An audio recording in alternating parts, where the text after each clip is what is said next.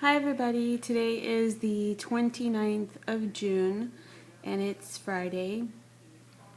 I wanted to first and foremost thank Lourdes Delanoez for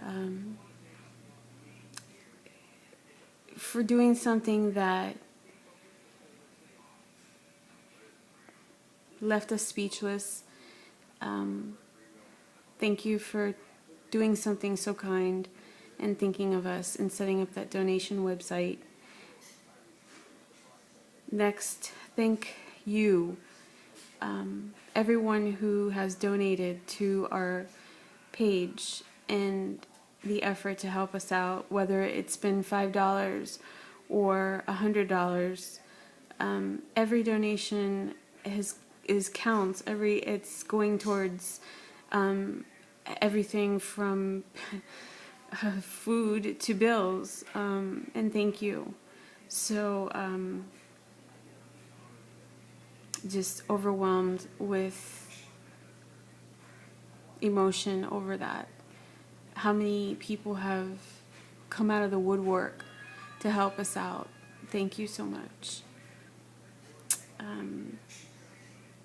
Want to talk a little bit about my appointment with my radiation specialist. I went to see her on Thursday, and of course I walked in there with the attitude that no, I'm not going to do radiation because I don't want to do radiation, because technically, for those of you who know or may not know, after my third round of chemo, which is my 6th chemo, they did scans and all the scans came back clean. So that means that there should be nothing left there. There's no cancer there, right, in my chest. So why should I have to do radiation? That was my attitude. But unfortunately, I think she realized how adamant I was about it, and she pointed a couple things out that I didn't really want to hear, because I've already been through so much with the chemotherapy, being sick all the time and feeling weak and all the ups and downs that have come with it emotionally and physically. And radiation is going to do the same thing. Radiation is just an extension of chemotherapy as far as nausea and weakness, and it's a thing that they do every day for like a month. At least with chemo it was every other week and I got a break, but not with radiation, so it scares me a little bit. But what scares me more is what she said about if we choose not to do the radiation and the cancer comes back, the Hodgkin's lymphoma comes back. For those of you who don't know what Hodgkin's lymphoma is, it's a lymphatic cancer. It comes from the lymph nodes. They usually refer to it as a blood cancer. And what happened is, long story short, is the cancer grew out of my lymph nodes in my chest, grew onto my left lung, and consumed the upper portion of my left lung and destroyed it. And that was removed in surgery in November. So I've got a lung and a half. And I'm still ticking, right? Oh, smiles. Let me just, small note on the smiles, because I had a couple people tell me that, why don't I smile anymore in my videos? And that's because there's just so much going on. And as the months have gone by, there's just a lot going on. So here, I smiled. There's your picture.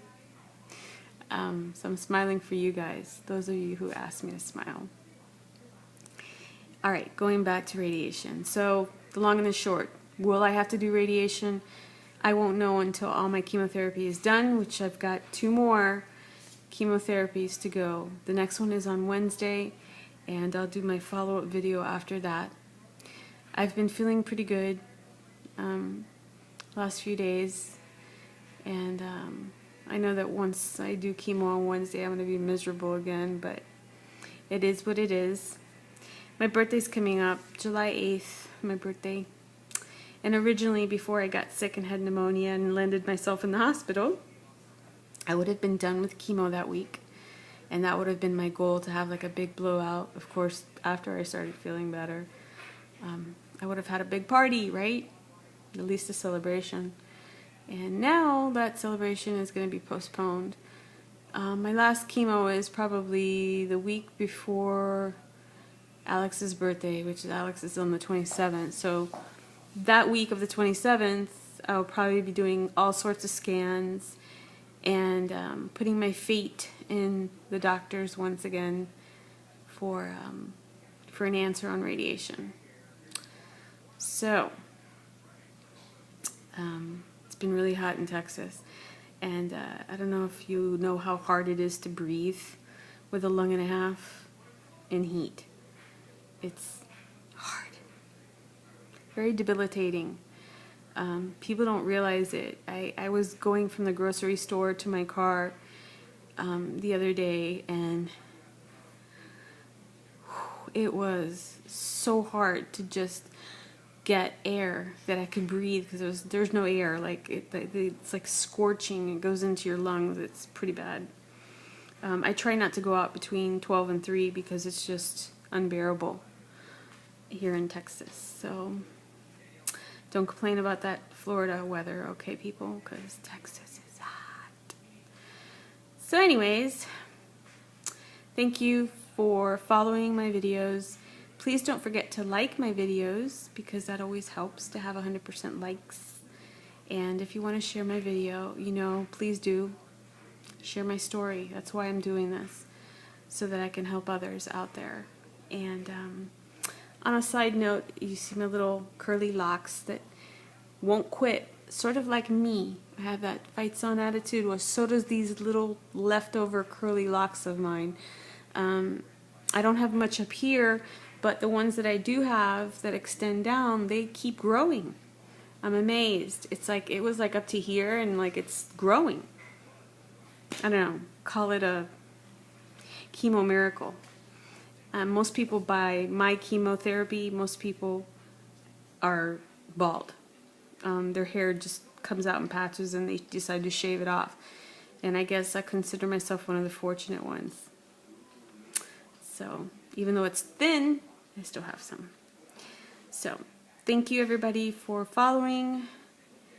Please continue to follow my story, because you can leave comments, because I like reading the comments. And fight's on, people. Fight is still on.